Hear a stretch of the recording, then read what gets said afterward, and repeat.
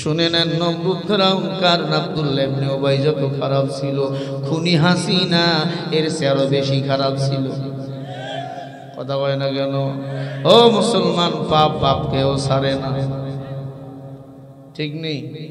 পাপ বাপকেও ছাড়ে না। কামা তাদিনু তুদাম, যেমন কর্ম তেমন ফল। কথা কার? আরো জোরে বলেন কার? বেশি পীড়িত দেখাইবেন না, আল্লাহর সাথে পাল্লা দেয়।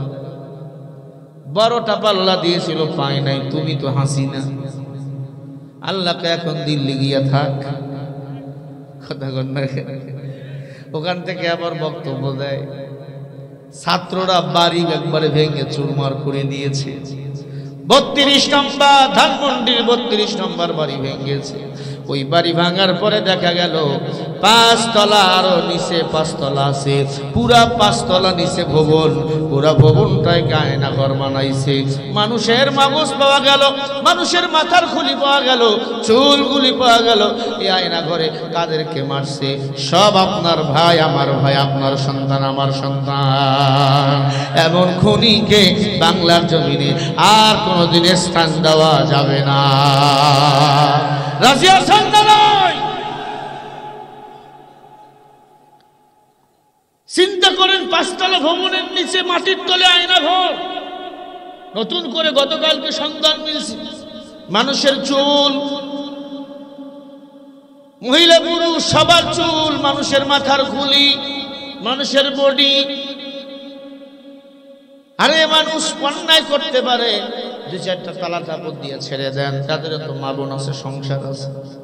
এজন্য দিনের পর দিন, মাসের পর মাস, বছর পর বছরের পর বছর না খেয়ে একটা মানুষকে রাখবেন, এটা আমার আল্লাহ সহ্য করে নাই। মানুষকে ঘর ছাড়া করেছে, আল্লাহ তোমাকে দেশ ছাড়া করেছে।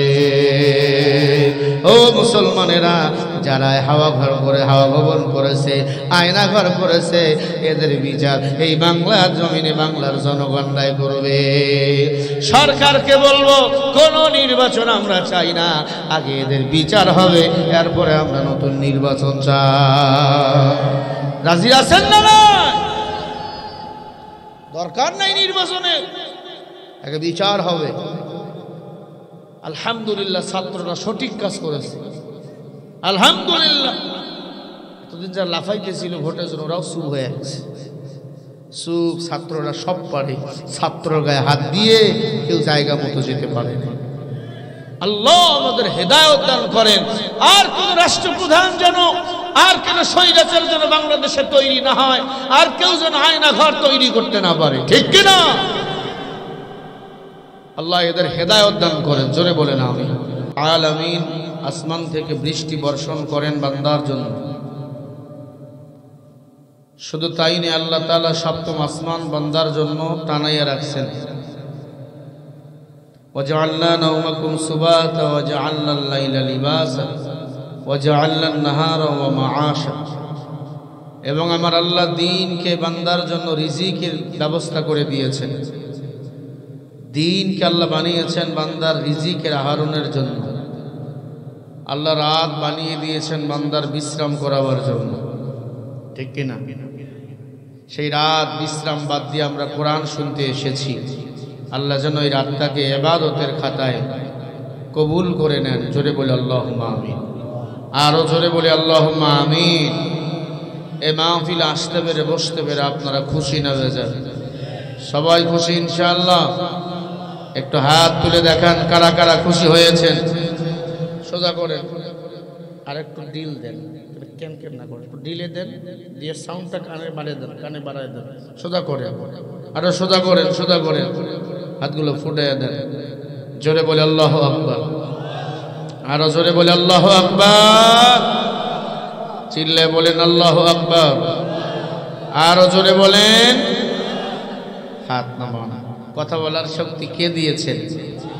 কেউ দেয়নি আল্লাহ ছাড়া। আল্লামাহুল বায়ান।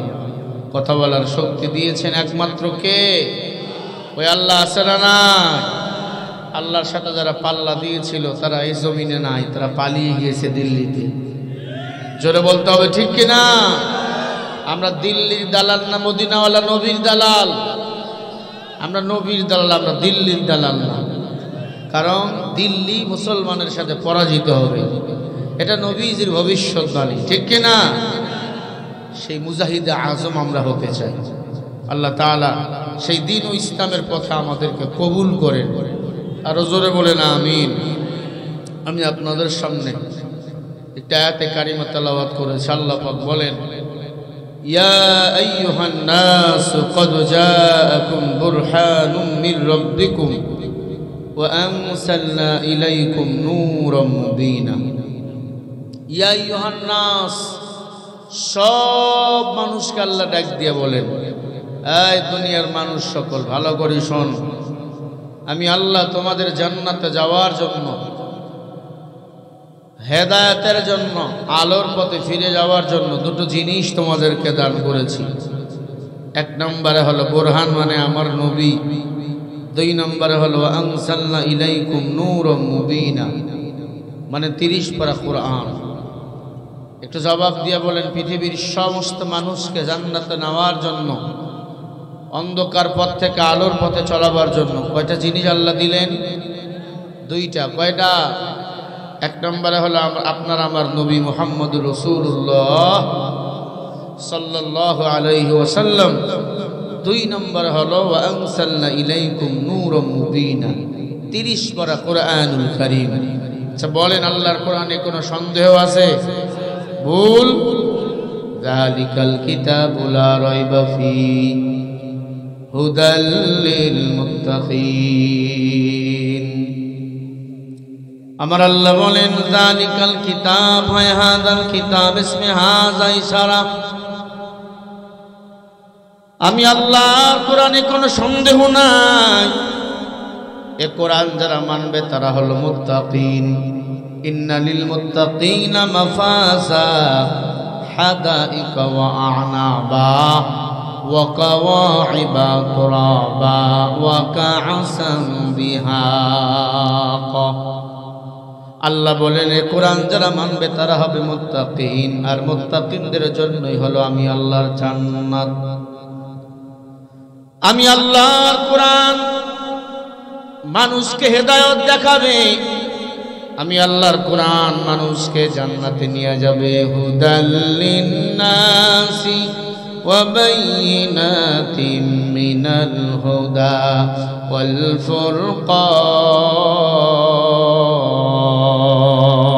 ফুরকান। আল্লাহ বলেন, এ কোরআন মানুষের জন্য হেদায়েতের কিতাব। এ কোরআন মানুষকে পথ দেখায়। যারা কোরআন মেনেছে তারা পথ দেখেছে, তারা জান্নাতি হয়ে গেছে। আর যারা কোরআন মানে না তাদের কপালটা মন্দ, পরিণাম ফল তারা জাহান্নামী। আমরা সবাই কোরআন মানি। কোরআন যদি না মানতাম এত রাত এখানে এসে বসে থাকতাম না, ঠিক না বে ঠিক? হাযা কালাম রাব্বি, কোরআন হলো আমার আল্লাহর কথা। আল্লাহর কথা যারা মানে তারাই হলো আল্লাহর জান্নাতের মেহমান, আর কোরআন যারা মানে না তারা হলো জাহান্নামী। ওয়াল্লাযীনা কাফারু ওয়া কাযযাবু বিআয়াতিনা উলাইকা আসহাবুল জাহিম।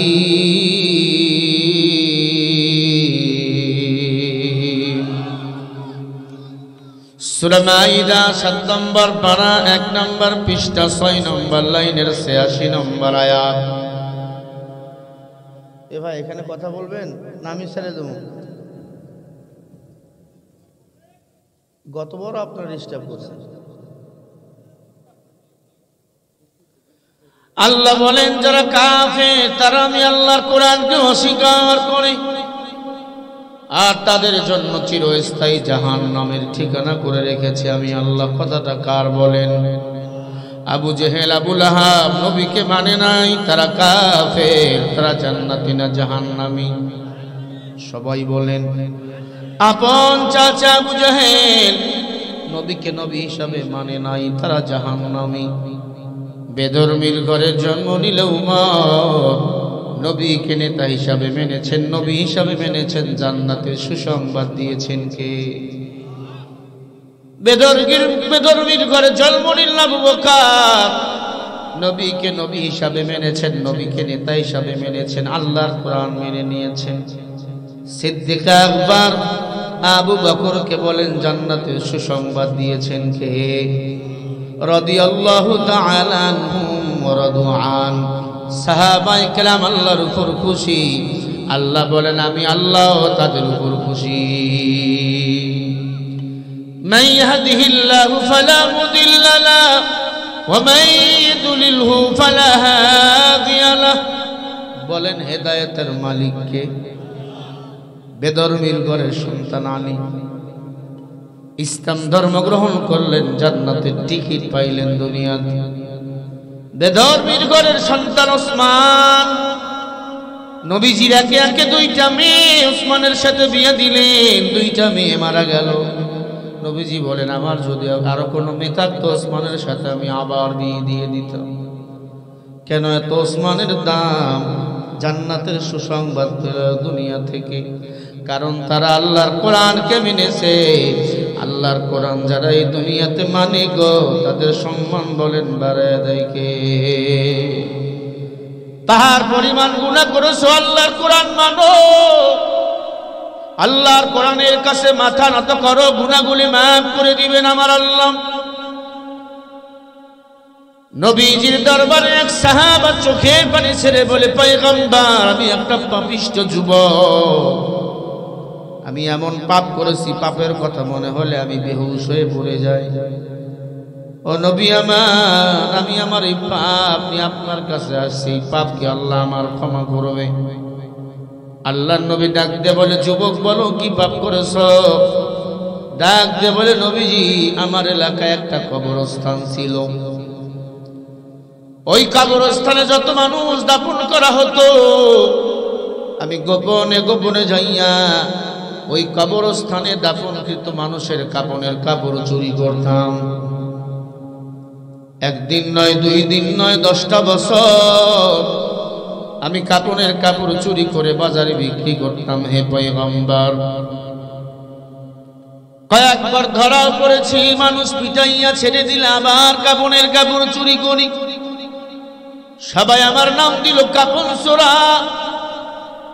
হঠাৎ একদিন একটা মদিনার সুন্দরী রমণী পর্দানিশী আবেদা নারীর ইন্তেকাল হয়ে গেল। আমার কানের মধ্যে আওয়াজ, সিদ্ধান্ত নিলাম আজকে তাকে যখন দাফন করবে তারও কাপনের কাপড় চুরি করব। জোরে বলেন নাউযুবিল্লাহ। নবীজি ওই মেয়েটাকেও দাফন করা হলো, সুন্দরী রমণী, বিয়ে শাদী হয় নাই, দুনিয়ার জীবদ্দশায় কেউ তার শরীরের অঙ্গ প্রত্যঙ্গ দেখে নাই। আমার কানে আওয়াজ, আমি সেই কবরের ভিতরে ঢুকলাম, ঢুকে দেখি মেয়েটা লাশটা শুয়ে আছে, মুখের কাপড় সরাইলাম। এত সুন্দর, এত সুন্দর রমণী আমি কখনো জীবদ্দশায় দেখি নাই রে নবী। গুনাহের পাল্লা আমার ভারী হয়ে গেল, দিনের মধ্যে কেমন জানি করা শুরু করে দিল, শয়তান আমাকে ওয়াসওয়াসা করা শুরু করে দিল। আমি কাপনের কাপড়টা তার শরীর থেকে খুলে ফেললাম। জোরে বলেন নাউযুবিল্লাহ। ও পয়গম্বর, পুরন মেয়েটাকে আমি উলঙ্গ করে ফেললাম। উলঙ্গ করাবার পর এত সুন্দর, আমি এবার ওই উলঙ্গ লাশের সাথে মেয়েটার সাথে জিনা করা শুরু করে দিল। আমি জানি আমার মতো খারাপ কেউ নাই, ও রহমত আলাম, আমি জানি আমার মতো খারাপ কেউ নাই, আমার মতো পাপ এই দুনিয়াতে কেউ করে না। নবীজি লাশের সাথে জিনা করা শেষ, চলে আসবো কোন সময় রূহটা দাঁড়িয়ে বলে যুবক কই যাও, আমার কিছু কথা তুমি আমার সামনে শুনে যাও। এর যুবক তোমার কি মরণের ভয় নাই?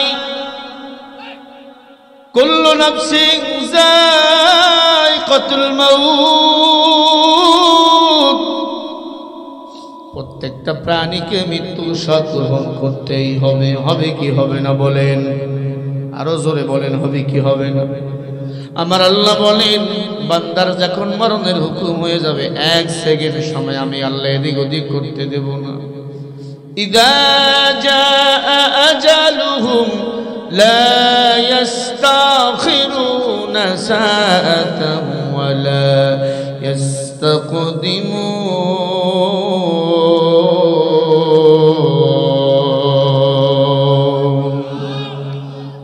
মরণ থেকে যতই পালাও মরণ লইবে তোমায় ঘিরি।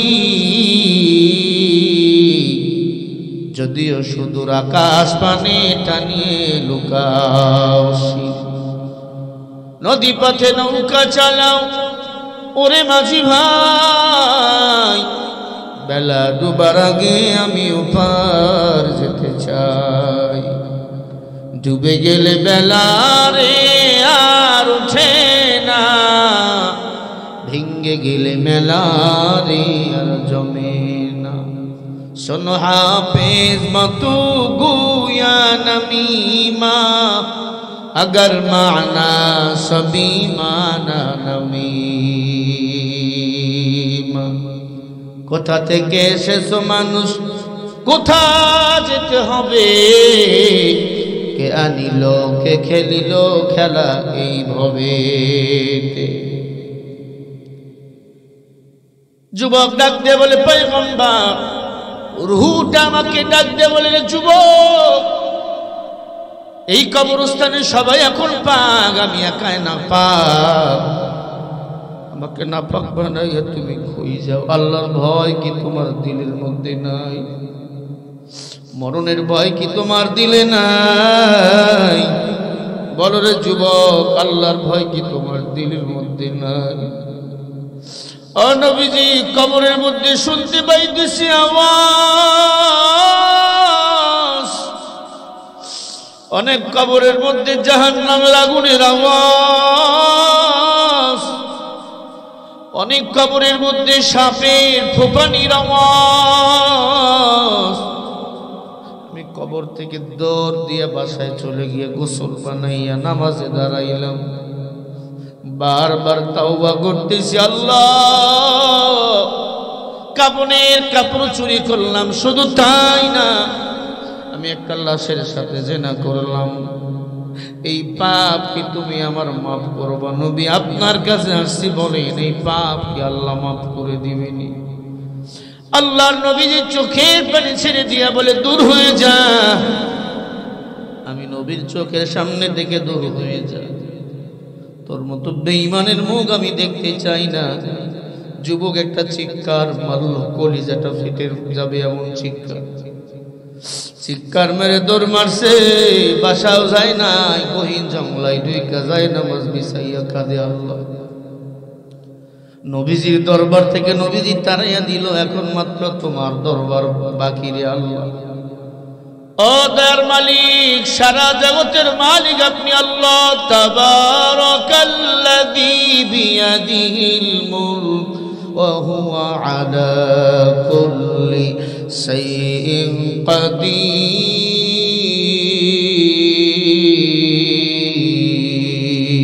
কাদির। বলেন উভয় জগতের মালিককে। জাহাঁ তক হ্যায় रबूबियन खुदाया रहा तक है खुदा हमको खुदाया अज खुदा का ही में तौफीक आदो बेआदो बे महदूम गाज़ फज़ल रा। ओ अल्लाहर बंदारा, যুবক যখন চিৎকার মেরে এলাকা ছেড়ে জঙ্গলায় চলে গেল, আমার আল্লাহ বান্দার উপর দয়া মায়া কইরা একটা আয়াত নাযিল করলেন, ইল্লা মান তাবা ওয়া আমানা ওয়া আমিলা আমালান সালিহা ফাউলাইকা ইউবাদদিলুল্লাহু سيئاتهم حسنا وكان الله غفورا رحيما।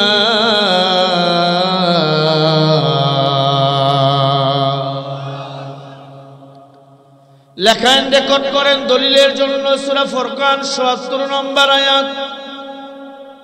আল্লাহ বলি, যারা তাওবা করে ঈমান আনে না, আমল করে, ফাউলাইকা ইবাদদিলুল্লাহ, বাবি ফল থেকে এসেছে, যারা আমি আল্লাহর দিকে ফিরে আসে, আমি আল্লাহ তখন বান্দার তাওবা করার কারণে পিছনের গুনাহগুলোকে নেক বানাইয়া দেই। আর বলেন না সুবহানাল্লাহ। আমি গুনাহ করেছি, সভাপতি গুনাহ করেছে, আপনারা গুনাহ করেছেন, তাওবা যদি গুনার উপর করেন, ওই গুনাহগুলোকে উল্টায়া বলেন নেক বানাইয়া দেয় কে? ওয়া কানাল্লাহু গফুরুর রহিমা। আল্লাহ পাক রব্বুল আলামিন বলে, আমি আল্লাহ তখন বান্দার গুনাহগুলোকে নেক বানাইয়া দেই আর বান্দাকে ক্ষমা করে জান্নাতি বানাইয়া দেই। বলেন সুবহানাল্লাহ। আল্লাহ আল্লাহ কে মুবারক নাম হায়, আল্লাহ আল্লাহ আশিকু কা কাম হায়। আমার নবীজি এই আদেশ পাওয়ার পর যুবকের কাছে দৌড় দিয়া চলে গেল। যুবক যায় নামাজ বিছাইয়া হাউমাউ করে কান্দে আর ইস্তেগফার করতেছে, আস্তাগফিরুল্লাহাল্লাযী ওয়া আতুবু ইলাই, লা হাওলা ওয়ালা কুওয়াতা ইল্লা বিল্লাহ। ইস্তেগফারের বড় পাওয়ার। বেশি বেশি ইস্তেগফার যারা পড়ে, আল্লাহ তার জীবনের সব গুনাহ মাফ করে দেয়। কাঁদো, আল্লাহর কাছে কাঁদো, আল্লাহকে ডাকো, সকাল বিকাল ডাকো। একদলে বলে আমি জিকির করবো কেন, আমি কি পীরের মুরিদ? না না, আল্লাহ বলে মাল্লাহুল মাওলা ফালাহুল কুল। বান্দায় যদি আমার হয়ে যায়, আমি আল্লাহ তখন তার হয়ে যাব। ওরে লা ইলাহা ইল্লাল্লাহ মানে আল্লাহ ছাড়া কেউ নাই, মা নাই, বাবা নাই, স্ত্রী নাই, সন্তান নাই, কেউ নাই। বলেন কে আছেন? আল্লাহ ছাড়া কেউ আসেনি, নবী ছাড়া আর কেউ আছে? এ আল্লাহর গোলামেরা, নবী গিয়া যুবককে সুসংবাদ দেয়, যুবক কাঁদিও না, তাওবা করার কারণে আমার আল্লাহ তোমার ওই লাশের সাথে জেনার গুনাহ মাফ করে দিয়েছে। জোরে বলেন। যুবক কলিজার ভিতর থেকে পড়লেন আলহামদুলিল্লাহ, ও আল্লাহ ইস্তেগফার করার কারণে মাফ করে দিয়েছে। আল্লাহ গো, আমার দ্বারা এই গুনাহ কখনো হবে না। আল্লাহ তাআলা বুঝায়, ও দুনিয়ার মানুষ, তারকা, আকাশের তারকার সমান যদি গুনাহ করো, পৃথিবীর সমস্ত বালুর কোনার সমানও যদি গুনাহ করো, আর আমি আল্লাহর কাছে যদি মাফ চাও, আমি হাবিবের ওসিলা করে বান্দার জীবনের গুনাহগুলো মাফ করিয়া দেব। আমার নবীকে আল্লাহ দুনিয়াতে পাঠাইছেন বান্দাকে জান্নাতের পথ দেখাবার জন্য। ওয়া ইন্নাকা লাতাহদি ইলা সিরাতিম মুস্তাকিম। ইহদিনাস সিরাতাল মুস্তাকিমের পথে সবাই চলতে পারে না রে বাবা, আল্লাহ যারে কবুল করে সে চলতে পারে। নবীজির সুন্নতের আমল সবাই করতে পারে না, সুন্নতের আমল সে করতে পারে, আল্লাহ যারে কবুল করে নেয়। কারণ নবীকে রহমত স্বরূপ দুনিয়াতে পাঠিয়েছেন কে? আমার আল্লাহ বলেন, ওয়া মা আরসালনাকা ইল্লা রাহমাতাল লিল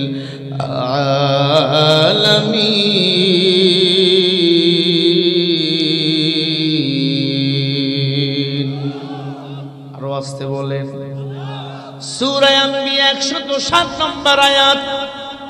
আল্লাহ বলেন, গোটা জগৎ সমূহ হলো আলামিন, আলামিনের জন্য আমি আল্লাহ রব।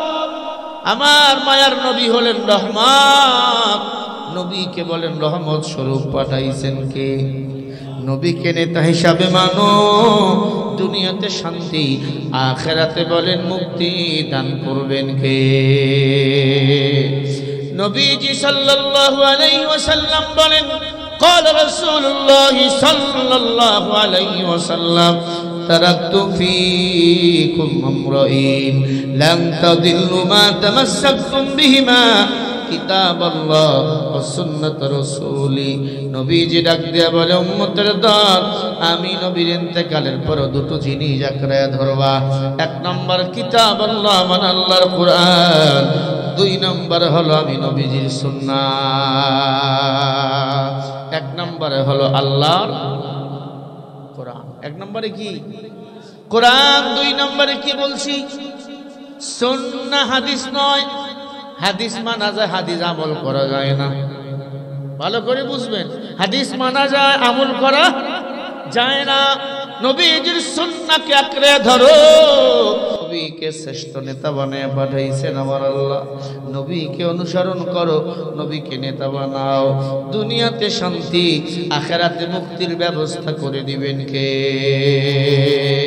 আল্লাহ রাব্বুল আলামিন বলেন, ফাআনজাইনাহু ওয়া আহলাহু ইল্লা ইমরাতাহু কানাত মিনাল গাবিরিন।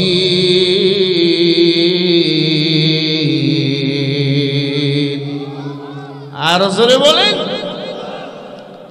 সূরা আল আরাফ ৮ নম্বর পারা ২০ নম্বর পৃষ্ঠা ৩ নম্বর লাইনের ৮৩ নম্বর আয়াত। আল্লাহ বলে, দুনিয়াতে যার নেতা হবে ভালো, হাসরের ময়দানে আমি আল্লাহ তার হিসাবটাও সহজ করে দেব। আমার নবীকে নেতা বানাও, আমার নবীকে যারা নেতা বানায় তাদের হিসাবটা সহজ করে দিবেন কে? দুনিয়াতে যার নেতা ভালো, হাসরের ময়দানে তার হিসাবটা ভালো করে দিবেন আল্লাহ। আজকে এমন নেতাকে নেতা বানাইলাম, খালি বলে খেলা হবে। জনগণ যখন রেডি, একটা কেউ বাংলাদেশে খুঁজে পাওয়া গেল না। কেউ আমেরিকায় পালাইলো, আবার কেউ ভারতে পালাইলো। এমন নেতা বলেন বাংলাদেশে ছিল কি ছিল না? ওরা হলো দেশের লাগি মহামারীর মতো, পাইলে কলম ঠেকাইয়া চালায় ওরা নির্যাতন। ঘুষের টাকায় ওদের ভুড়ি, ঘুষের টাকায় ওদের ভুড়ি করে সে টান টান। ওরা শিক্ষিত শয়তান, ওরা শিক্ষিত শয়তান। ছিল কি ছিল না? ওরা শিক্ষিত শয়তান, ওরা শিক্ষিত শয়তান। আলেম নামে কত দেখো টাকার মোহে পড়িয়া, স্বার্থের পিছে দৌড়াইতেছি কোরআন হাদিস সব সারিয়া। সত্য কথা বাদ দিয়ে, সত্য কথা বাদ দিয়ে ধরে দরবেশেরই ভাম। ওরা শিক্ষিত শয়তান, ওরা শিক্ষিত শয়তান।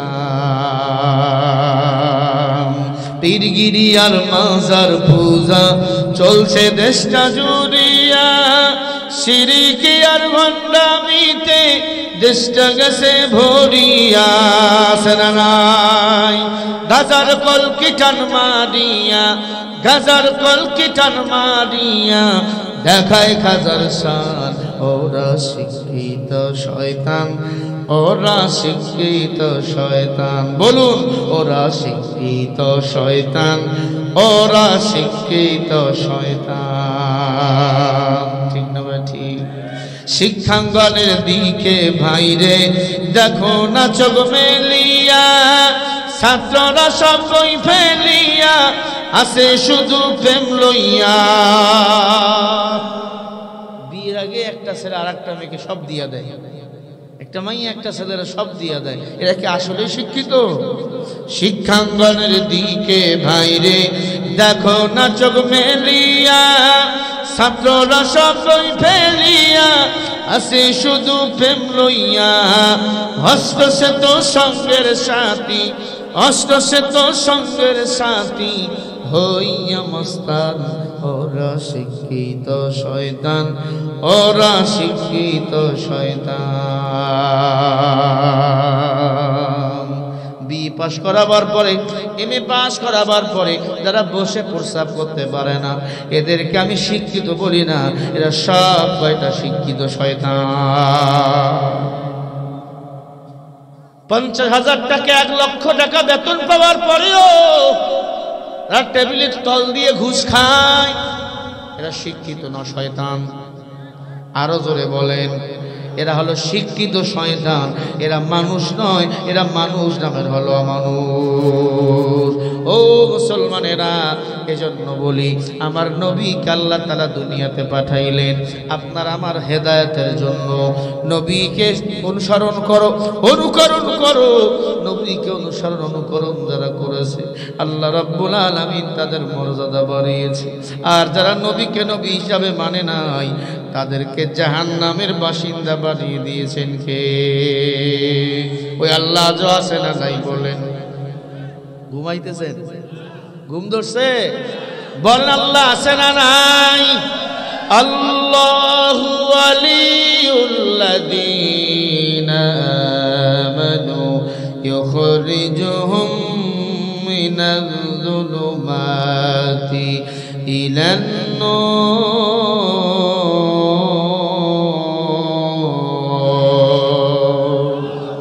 আল্লাহ বলেন যারা আমি আল্লাহকে রব হিসাবে মানে আমি আল্লাহ তাদেরকে নিজে আলোর পথ দেখায়া দেই।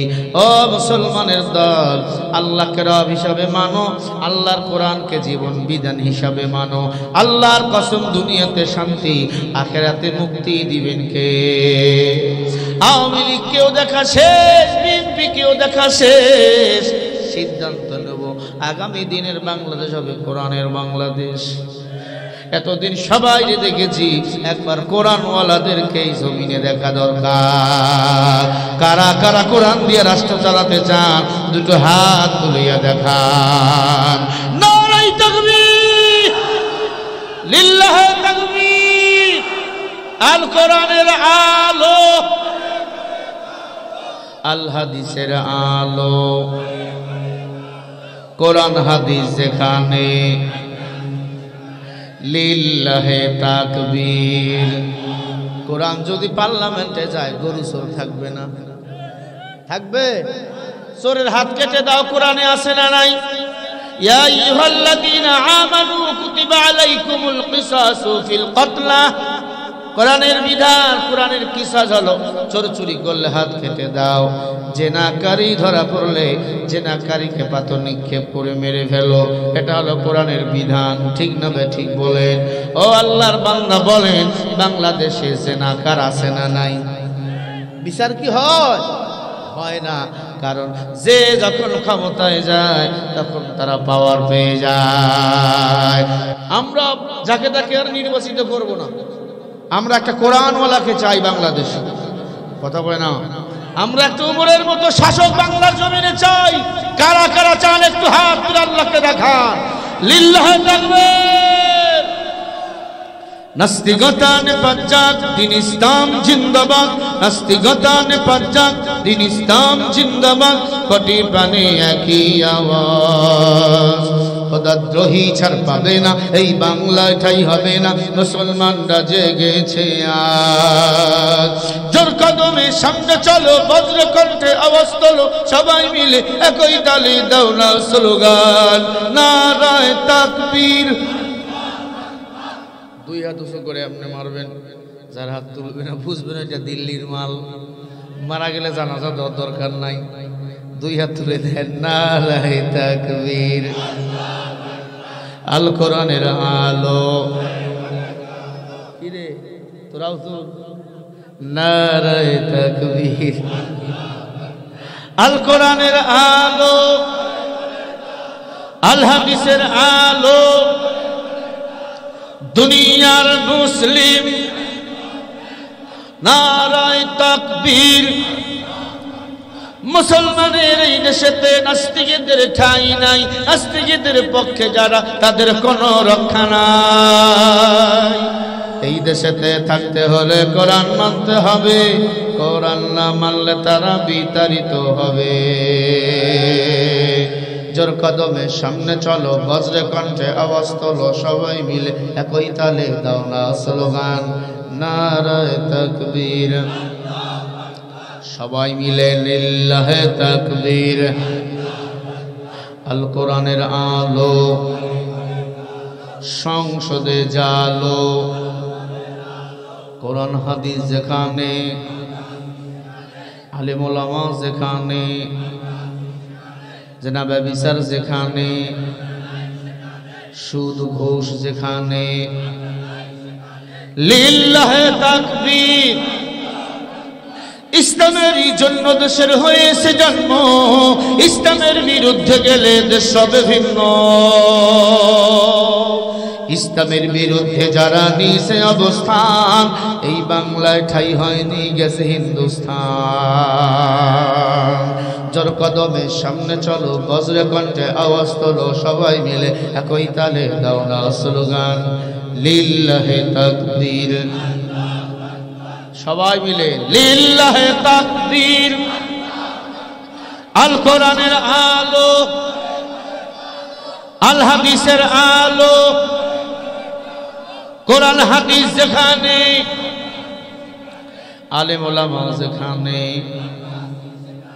সুদ ঘুষ যেখানে, জেনা ব্যভিচার যেখানে, দুর্নীতি যেখানে, লিল্লাহে তাকবীর। আজকের মাহফিল সফল হোক, সফল হোক, সবাই মিলে বলেন আজকের মাহফিল পিপলার মাহফিল।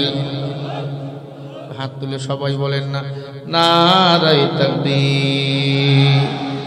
হয় নাই, হয় নাই, হয় নাই, মনে আছে এখনো ঘুমাচ্ছেন আপনারা। এমন বাবা আওয়াজ দিবেন মুদির কানে যেন আওয়াজ গিয়ে ঢোকে দিল্লি গিয়া। লিল্লাহে তাকবীর। এ আল কোরআনের আলো ঘরে ঘরে, সংসদে, সংসদে যদি কোরআন থাকে ওই সংসদে পাশ হবে, নামাজ না পড়লে 3 মাস জেল, একটা বেনামাজি পাওয়া যাবে না। এ আল কোরআনের আলো। আবার ঘরে ঘরে কয় সংসদে আল কোরআনের আলো।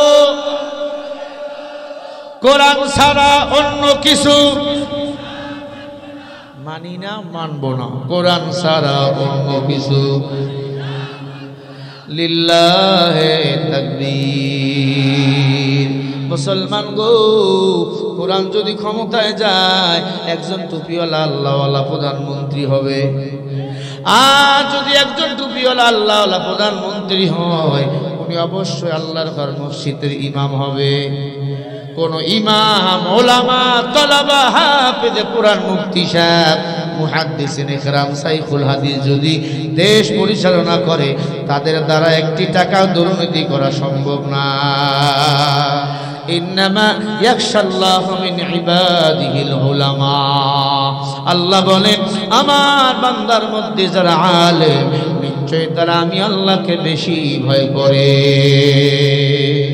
আল্লাহ তাআলা এই জন্য বলেন ইয়া আইয়ুহাল্লাযীনা আমানু তাকুল্লাহ ওয়া কুনু মা'আস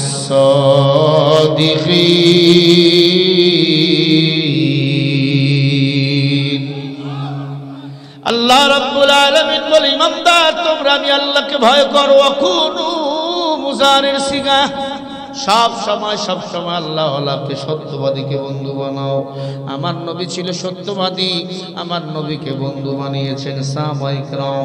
তাদের মর্যাদা বলেন কে বাড়াইছে? আমার নবী যে এমন নেতা ছিল গো, প্রতিটি প্রাণী, প্রতিটি মাখলুক আমার নবীর ভাষা বুঝতো, আমার নবীও তাদের ভাষাগুলো বুঝতো। আল্লাহর নবী রাস্তা দিয়ে হেঁটে যাইতেছিল, হঠাৎ করে দেখতেছে একটা হরিণ গাছের সাথে বাঁধা। আল্লামা জালালউদ্দিন রুমি ফারসি কিতাব মাআরিফে মাসনুবীর মধ্যে ঘটনা লেখেন, আল্লাহর নবী হেঁটে যাইতেছেন, একটা হরিণ নবীকে দেখে সালাম দিলেন, আসসালামু আলাইকুম ইয়া রাসূলুল্লাহ। আল্লাহর নবীকে যখন সালাম দিলেন, নবী হরিণের ভাষা বুঝতে পারলেন, বলেন না সুবহানাল্লাহ। আমার নবী সব মাখলুকাতের জন্য রহমত, আমার নবী সব মাখলুকাতের নবী। আমার নবী শুধু মানুষের নবী না, গাছেরও নবী। নবী যখন রাস্তা দিয়ে হাঁটতেন নবী যদি জরুরতের প্রয়োজন হতো তখন গাছগুলা ইয়া পর্দার ব্যবস্থা করে দিত। আমরা নবীরে চিনি না, দাড়ি কাটতে একবারে সমান করে দাবি করে আশেকে রসুল। তুমি আশেকে রসুল না, তুমি আশেকে শয়তান। ভাইরা আমার, আল্লাহর নবী রাস্তা দিয়ে হেঁটে যায়, হরিণ নবীকে সালাম দেয়। সালাম ওয়াজ কি হানে শেষ করছি, এটা সিটি দেওয়ার কি দরকার? আমি তো ওই লাইনে ঢুকতেছি। আমাকে হেদায়েতের জন্য দুই জিনিস, নবী আর কোরআন। কোরআনের কথা আসলে তো মাদ্রাসার কথা আসবে, যে দেওয়ার কি দরকার? গুতাগুতির দরকার কি? সিটি মিটি আমি এগুলো পছন্দ করি। আমি বক্তা বক্তা বক্তা এই জায়গায়। ভাইয়েরা আমার, সব বিষয় বলবো। ভাইয়েরা আমার, তিবিয়ানাল লিকুল্লি শাই, আল্লাহ কোরআনে সব কিছু আছে। পাকঘর থেকে এই ভাই কি হয়েছে ভাই? হ্যাঁ না না কিছু না, তোরা খেপিস না, আমি একাই যথেষ্ট। দুই হাতে এখনো অনেক বল। আওয়ামী লীগরে আমি ছাড় দিই নাই, আর চাষারে খবরদার চিঠি মিটি দিবে। মানুষ খারাপ করে। মুসলমান ইমানদার, আল্লাহর নবী রাস্তা দিয়ে হেঁটে যায়, হরিণ নবীকে সালাম দিলে আল্লাহর নবী মায়ার নবী আমার হরিণের সালামের জবাব দেয়। হরিণ ডাক দিয়া বলে, নবী আজকে 3টা দিন হয়ে গেল আমাকে ইহুদির দল গাছের সাথে বেঁধে রাখছে রে পয়গম্বর। আল্লাহর নবী ডাক দিয়া বলে, কি করব বলো?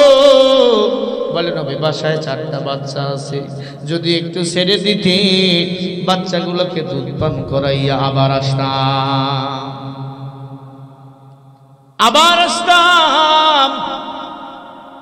মায়ার নবী রহমতে আলম দৌড় ইহুদির বাড়িতে চলে গেলেন। ইহুদির বাড়ি ঢুকে সালাম দিলেন। সালাম ইহুদি ডাক দিয়া বলে, কে তুমি? বলে, আনা মুহাম্মদ সাল্লাল্লাহু আলাইহি ওয়াসাল্লাম। ও মুহাম্মদ, কেন এসেছো আমাদের বাড়িতে? বলে, হরিণটাকে ছেড়ে দেন, বাসায় তার 4টা বাচ্চা আছে, ছেড়ে দেন, বাচ্চাগুলোকে দুধ পান করাই আবার চলে আসবে। ইহুদিরা বলে, মুহাম্মদ তুই পাগল হয়ে গেছো, একবার যদি স্বীকার করা হরিণ ছাড়িয়া দে, ও মুহাম্মদ হরিণ আর কোনোদিন আসবে না। আল্লাহর নবী ডাকতে বলে, আমারে কথা দিয়েছি হরিণ চলে আসবে। ইহুদিরা পরামর্শ করলো, মুহূর্তের মধ্যে ডাক দিয়ে বলে, মুহাম্মদ হরিণ ছেড়ে দিতে পারি, তুমি যদি গাছের সামনে দাঁড়াও, হরিণ যদি ফিরে না আসে তোমাকে আমরা মেরে ফেলবো, তোমাকে জবাই করে দেবো। আল্লাহর নবী বলে, অসুবিধা নাই। এরপরে হরিণটাকে ছেড়ে দাও। আল্লাহর নবীকে গাছের সাথে, খেজুর গাছের সাথে বাঁধলেন, হরিণকে ছেড়ে দিল। ইহুদি ডাক দিয়া কয়, হরিণ সূর্য ডুবার আগে যদি আসতে পারো তাহলেই তোমাকে আমরা জবাই করব, মুহাম্মদকে ছেড়ে দেব। আর যদি সূর্য ডুবার পরে আসো মুহাম্মদকে জবাই করে দেব, মুহাম্মদকে জীবিত পাবা না।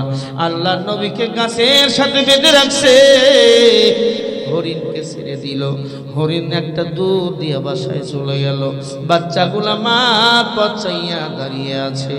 আল্লাহর নবী মায়ার নবী আমার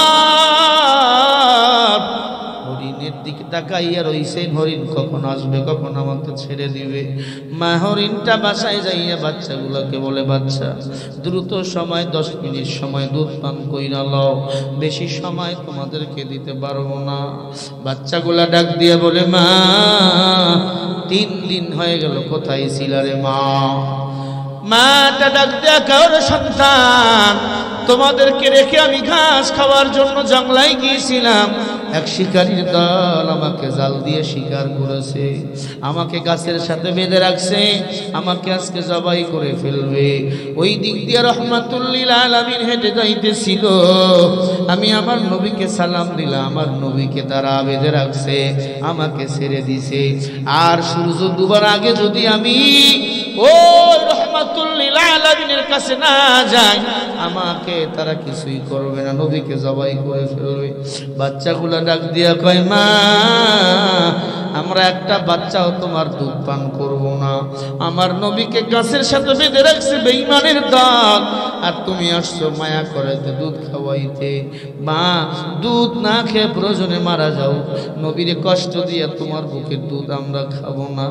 এরে মা চলো রহমাতুল লিল আলামিনের কাছে চলো, আগে নবীরে উদ্ধার করবো, এরপরে বুকের দুধ পান করবো। বলেন না সুবহানাল্লাহ। ইমামুল আউয়ালিন আল আখিরিন বহর সাদকা রাহমাতাল লিল আলামিন। আল্লাহর নবীকে আল্লাহ কেমন রহমত করে পাঠাইছে আপনার আমার জন্য। দুনিয়ার মানুষ মায়ার নবীকে গাছের সাথে বেঁধে রাখছি ইহুদিরা। বাচ্চাগুলা বলে, মা আগে চলো নবীজিকে উদ্ধার করব। বাচ্চা সহ মা এবার নবীজির দিকে রওনা হয়ে গেল। আস্তে আস্তে আরো অনেকগুলো হরিণের সাথে সাক্ষাৎ হয়ে গেল। সূর্য ডুবতেছিল, সবাই বাসার দিকে যাইতেছিল, ঘরে যাইতেছিল। সব হরিণগুলো এক হয়ে বলে, কি সমস্যা? বলে এই সমস্যা, নবীজিকে ইহুদিরা বেঁধে রাখছে। সব হরিণগুলো সিদ্ধান্ত নিয়ে গেল, আমরা সবাই ইহুদির কাছে যাব, মুহাম্মদকে মুক্ত করব। বলেন না সুবহানাল্লাহ। সব হরিণের দল একটা দৌড় দিয়া আমার মায়ার নবীর কাছে চলে গেল। হরিণগুলো ইহুদির দল ছুরি বাইর করছে, নবীকে জবাই করবে। ওমন সময় তাকে দেখে একটা শুধু হরিণ নয়, হাজার হাজার হরিণ নবীর দিকে আসতেছে। মোহাম্মদ আরবি হায়ওয়া নবী রাষ্ট্র পেশোয়া আলম হুয়া উসে পয়দা ইসে উজানা শফিউল উমাম হারার নবী রাজক আমাত সাফায়াত করেগা আল্লাহ গাফাজ গুনাহগার উম্মত। ইহুদির লিডার ডাক দিয়া কয়, ইহুদির দল ছুরি ফেলাইয়া দাও, তরবারি ফেলাইয়া দাও, মুহাম্মদকে আর জবাই করা যাবে না, কারণ মুহাম্মদকে বাঁচার জন্য হাজার হাজার হরিণী আমাদের দিকে আসতেছে। আরে বলেন না সুবহানাল্লাহ। এ আল্লাহর গোলাম, মায়া নবীর দিকে হাজার হাজার হরিণ এসে হাজির। ইহুদির দল কাঁপতেছে, তরবারি ফেলাই দিয়া বলে, নবীজি চিনি নাই, ক্ষমা করে দেন। মুহাম্মদ রাসূলুল্লাহ যদি চিনতাম আপনার গলায় ছুরি লাগাইতাম না, আপনার গলায় রশি লাগাইতাম না, আপনার কোমরে রশি লাগাইয়া বেঁধে রাখতাম না। নবী চিনি নাই, ক্ষমা করে দাও। আল্লাহ নবীর কাছে আইয়া হরিণগুলো পা দুইটা জমিনে গেড়ে দিয়ে বলে, মুহাম্মদ রাসূলুল্লাহ, ও নবী গো, ক্ষমা করে দেন, আমার কারণে ইহুদিরা আপনার কোমরে রশি লাগাইছে রে নবী, একটু ক্ষমা করে দেন। আল্লাহর নবী বলে, যাও ক্ষমা করে দিলাম। ইহুদিরা বলে, নবী হরিণদের ক্ষমা করলেন, আমাদের বুঝি ক্ষমা করবেন না? আমাদের কালিমা পড়াইয়া দেন, আমরা মুসলমান হইয়া বাকি জীবন ইসলামের অনুযায়ী কাটাবো, কোরআন সুন্নাহ মোতাবেক কাটাবো। বলেন সুবহানাল্লাহ। আমার মায়ার নবী ইহুদিদের হাতে হাত দিয়ে কালিমা পড়াইয়া দিল, লা ইলাহা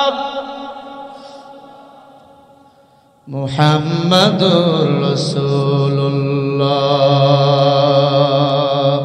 কালামে জিন্দা কুরআনে হাকিম হিকমতে লা ইয়াজালাস্তু কাদিম। বেদরমিরা মুসলমান হয়ে গেল, হরিণগুলোকে নবী ছেড়ে দিলেন, হরিণরা বাসায় চলে গেল।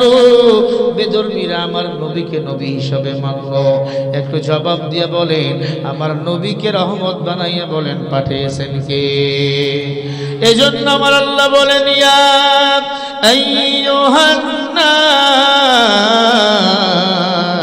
ক্বাদ জাআকুম বুরহানুম মির রাব্বিকুম ওয়া আনসালনা ইলাইকুম নূরাম মুবিনা।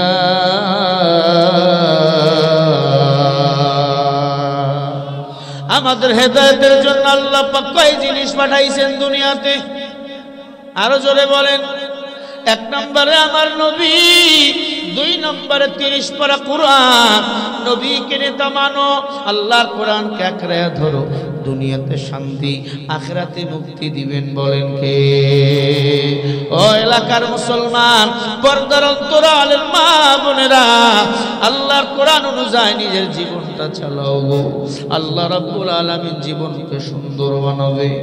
আজ আমরা কোরআন অনুযায়ী নিজের জীবন চালাইছি, আল্লাহ কত মর্যাদা বাড়াইছে। আজ সারা দুনিয়াতে কোরআনের পক্ষে যারা, আল্লাহ তাদের সম্মান বাড়াইয়া দিয়েছে। কোরআনের পক্ষে থেকে যারা মৃত্যুবরণ করেছে, আল্লাহ তাদের শহীদ মৃত্যু দান করেছে। ঠিক না ঠিক? মরহুম আল্লামা দেলোয়ার হোসেন সাইদি রহমাতুল্লাহি আলাইহি কোরআনের জন্য আল্লাহর বান্দাকে সুই পুষ্কর হত্যা করা হয়েছে। জিন্দা সাইদির যা সম্মান ছিল, মরা সাইদির সম্মান তার চেয়ে আল্লাহর কাছে আরো অনেক বেশি। ও এলাকার মুসলমান, যদি পারো একটা সন্তানকে কোরআনওয়ালা বানাও, যদি পারো একটা সন্তানকে আলেম বানাও, জীবনটা ধন্য হয়ে যাবে।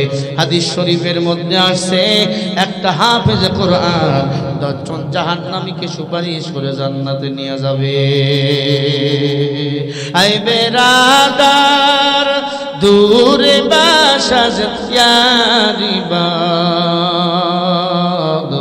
ইয়ারে বদ বদ দরবো ইয়াদ সে মারে বদ, মারে বদ তর है তোরা বর জানা, ইয়ারে বদ হা গিরে লাজিন্নত জানা। এজন্য বলি আল্লাহর বান্দারা, একটা সন্তানরে আলেম বানান, একটা সন্তানরে হাফেজ বানান। মনে করছো হাফেজ আলেমরা বুঝি না খেয়ে মারা যায়? আরে না না, হাফেজ আলেমরা এখন দাওয়াত খায় না। একটু সাউন্ড বাড়ান। হাফেজ আলেম দাওয়াত খায় না, কারণ তোমরা দাওয়াত পাও না, আর আমরা দাওয়াত দিলে এমন খানা, ভিআইপি রকমের খানা আল্লাহ তাআলা আমাদের খাওয়ায়। কারণ কামাই করবা তোরা বেঈমানের দল, খাবে হুজুর টুপিওয়ালারা। কারণ বলেন রিজিকের মালিককে। আরো জোরে বলেন। মাদ্রাসায় পড়াবার পর বলেন কয়টা হাফেজ না খেয়ে আসে? বরং ভালো মানের হাফেজ সাহেব এখন পাওয়া যায় না। 20,000 টাকা বেতন, 25,000 টাকা বেতন। ঠিক না বেঠিক? তুমি বিএ পাস কইরা, ডিগ্রি পাস কইরা রাস্তায় রাস্তায় ঘুরতেছো, মনে করতেছো কচু গাছের সাথে গলায় দড়ি দিয়ে মরি। না না না, কোন হাফেজ আলেম এমন চিন্তা করে না। আল্লাহর বান্দা হাফেজ সাহেব আল্লাহর কোরআন বুকে নেওয়ার কারণে সারা দুনিয়ায় তার মর্যাদা বানিয়ে দিয়েছেন আল্লাহ।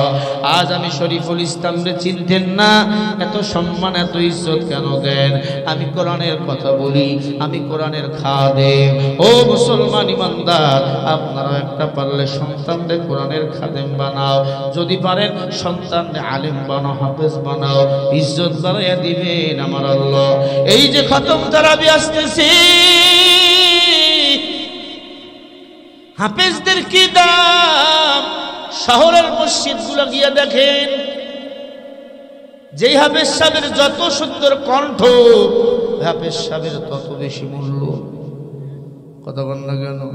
যত বেশি তেলাওয়াত সুন্দর, হাফেজ সাহেবের তত বেশি সুন্দর।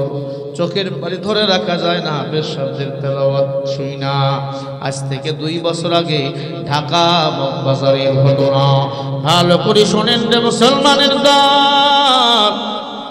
লাইলাতুল বারাতের দিনে হাফেজ সাহেবদের ভাই বানানো হবে। তারাবির নামাজের জন্য নির্ধারিত টাইমে ভাইবার চিঠিগুলো বলা হয়েছে, নির্ধারিত সময় ভাইবার তারিখ ঘোষণা করা হয়েছে। সমস্ত হাফেজের ভাই বানাওয়া শেষ। আসরের নামাজ পড়াবার জন্য ইমাম সাহেব আরো মুসল্লিরা, আপনার মসজিদের সভাপতি সহ কেশিয়ার সহ সবাই আসরের নামাজ পড়াবার পরে ঘোষণা করবে কোন হাফেজ সাহেব আজকে মসজিদে তারাবির নামাজ পড়াবে রমজান মাসের 1 তারিখ থেকে। ওমন সময় দেখে 2টা ছোট ছোট বাচ্চা উযু বানাইয়া দ্রুত মসজিদের দিকে যাইতেছে। ইমাম সাহেব হুজুরকে দেখে সালাম দিল, ছোট্ট দুইটা বাচ্চা। কে তোমরা? বলে হুজুর আমরা দুই ভাই, আমরা এসেছি ভাইবা দেওয়ার জন্য। ইমাম সাহেব হুজুর খতিব সাহেবকে ডাক দিলেন, হুজুর এই বাচ্চা দুইটা আসছে ভাইবা দেওয়ার জন্য। এই বাচ্চা দুইটা নাকি দুইজনে কোরআনের হাফেজ, 10 বছর 11 বছর বয়স, ছোট্ট মানুষ, কাপড়গুলাও সুন্দর নয়, কিন্তু নুরানি চেহারা, মনে হচ্ছে মুক্তার দানা পড়তেছে, এত সুন্দর চেহারা। এমন ছোট্ট ছোট্ট সুন্দর চেহারাওয়ালার মানুষ আছে না নাই? এ আল্লাহর বান্দা, যারা হাফেজ কোরআন হয়, আলিম হয়, এদের চেহারাগুলো সুন্দর বানিয়ে দে আল্লাহ। এদের সম্পর্ক কোরআনের সাথে, ইসলামের সাথে। পুরা কোরআন হলো নূর। আল্লাহর কোরআনের সাথে যারা লেগে থাকে তাদের জীবনটা সুন্দর আলোকিত বানিয়ে দেয় কে? খতিব সাহেব ইমাম সাহেবকে ডাক দিয়ে বলে, ভাইবা তো শেষ, এই বাচ্চা দুইটা ভাইবা দিতে আসছে। খতিব সাহেব বড় আল্লাহ মানুষ ছিল, সভাপতি সাহেবকে ডাক দিয়ে বলে, নিয়ম কানুন অন্য কোথাও চলে, আল্লাহর ঘরে কোনো নিয়ম কানুন চলে না। বাচ্চা দুইটা যেমন আসছে, কোথায় তোমার বাড়ি? বলে আমাদের বাড়ি সেই নারায়ণগঞ্জ। দেরি করলো কেন? বলে হেঁটে হেঁটে আসলাম, আমরা গরিব, রিক্সা ভাড়া দেওয়ার টাকা নাই। নিউজ পাইছি আপনারা ভাইবা নিবেন, তারাবির নামাজের ইমাম নিবেন, তাই দুই ভাই হেঁটে হেঁটে হেঁটে হেঁটে হেঁটে এই যেখানে আসলাম। ইমাম সাহেব তারাইয়া দিবেন না, আমরা আল্লাহর মেহমান, আল্লাহর কোরআন দিয়ে আসছি তারাবির, প্রথম তারাবির ভাইবা দেওয়ার জন্য। আসরের নামাজ শেষ হওয়ার পর যারা যারা ভাইবা নিয়েছিল সব হাফেজগুলো বসে গেল। ইমাম সাহেব হুজুর বলে পড়ো। এক ভাইকে লাগাই দিল, পড়ো। এক ভাই সূরা রহমান তেলাওয়াত করা শুরু করে দিল। যতই পড়তেছে ততই মজা লাগে, যতই পড়তেছে ততই মজা লাগে। পড়তে পড়তে সভাপতি তেলাওয়াতের মাঝে হারাই গেল। ইমাম সাহেব তেলাওয়াতের মাঝে হারাই গেল, এত মজা। পড়তে পড়তে 20টা মিনিট, যতই পড়তেছে ততই মজা, ততই পড়তেছে ততই মজা। এক ভাইরে থামাই দিল, আর এক ভাইরে বলে তুমি পড়ো। আর এক ভাই সূরা ইয়াসিন তেলাওয়াত করা শুরু করে দিল। ছোট ভাই পড়তেছে, বড় ভাই শুনতেছে। পড়তে পড়তে এমন মজা, যারা যারা ভাইবা নিতেছিল সবাই কান্না করে পড়তেছে। ছোট্ট মানুষগুলা বলে কাঁদেন কেন? বলে আমরা কাঁদি না, কোরআন আমাদের কাঁদায়। যত ভাইবা নিয়েছি এত সুন্দর ভাইবা কেউ দেয় নাই। ইমাম সাহেব, খতিব সাহেব বাচ্চা দুইটাকে বললো, কে কে তোমাদের বাসায় আছে? বলে হুজুর আমাদের কপাল মন্দ, বাবা ছাড়া আমাদের কেউ নেই। আমাদের মা আমাদের জন্ম দেওয়ার পর, আমাদের দুনিয়াতে আনাবার পরে আমার মা মারা গেছে। তবে আমাদের মার বড় আশা ছিল আমাদের হাফেজ বানাবে, আলেম বানাবে। আমাদের আব্বা রিক্সা চালায়, আমাদের আব্বার হাত ধরি বলে গেছে আমাদের যেন হাফেজ বানায়, ভালো মাদ্রাসায় পড়ায়। আমরা ঢাকার যাত্রাবাড়ি মাদ্রাসায় লেখাপড়া করি হুজুর। দুই ভাই আসছি তারাবি পড়াবার জন্য, টাকা টুকা চাই না। এবার সবাই বলে ফেললো তারাবি যদি এবার এই মসজিদে হয়, ঢাকা মগবাজারে, এই বাচ্চা দুইটায় পড়াবে। বলেন আল্লাহু আকবার। তারাবি শুরু হয়ে গেল। ঢাকার মসজিদগুলোকে 10 দিনে খতম হয়, কোন কোন মসজিদে 3 খতম হয়, কোন কোন মসজিদে 1 খতম হয়। ওই মসজিদে ওইবার 3 খতম হয়েছিল। একবার আল্লাহু আকবার বলে। যতই দিন যায় ততই মুসাল্লি খালি ভরা। আমার মনে আছে 17 তারাবিতে 2 খতম হয়েছে। পরের 10 দিন 27 পর্যন্ত আরো 1 খতম হয়েছে। এমপি মন্ত্রীরা তারাবির নামাজ পড়ার জন্য পাগল, রাস্তা মানুষ ভরা। এমন সুন্দর তেলাওয়াত, মনে হচ্ছে মক্কার তেলাওয়াত হচ্ছে। এমন সুন্দর তেলাওয়াত। 27 তারিখে তেলাওয়াত শেষ হয়ে গেল, খতম 3 খতম বিদায়। সবাই এবার হাফেজ সাহেবদের হাত ধোয়া দেওয়া শুরু করলো। ওই দিন 6 লক্ষ করে 12 লক্ষ টাকা হাদিয়া দেওয়া হলো দুইটা সন্তানকে। কে তোমার টাকা নিবে? কে হাদিয়া? কত মানুষ কত কিছু নিয়ে আসছে, পাঞ্জাবি সেট, জুব্বার সেট, পাগড়ি, রুমাল, ছোট্ট কোরআন শরীফ। খানার তো কোনো হিসাব নাই। যারা বলো মাদ্রাসায় পড়ে খানা হয় না, লাভ নাই, তাদের বুঝাচ্ছি রে বাবা।